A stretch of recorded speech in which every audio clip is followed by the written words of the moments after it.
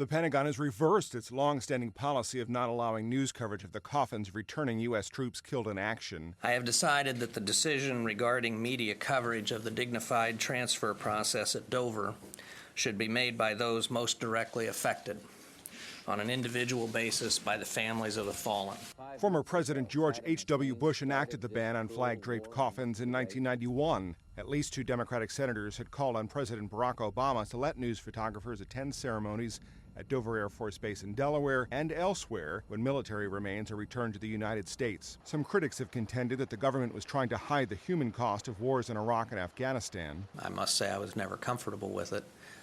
When I heard the President express his concern and desire to have it reviewed, I started the process the next morning. Some photos like these have emerged. The Pentagon released hundreds of the military's own images in 2005 in response to a Freedom of Information request and lawsuit. Defense Secretary Gates says he asked about reviewing the ban a year ago.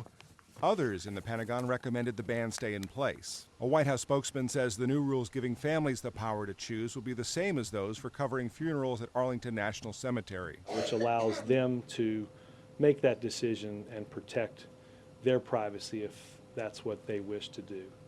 And the President is supportive of the Secretary's decision. According to Associated Press and Defense Department tallies, 4,835 Americans have died fighting the wars in Iraq and Afghanistan. While Gates says he consulted military family groups, one organization called the policy change a complete disregard for the will of America's military families and the need for their privacy during the solemn moment.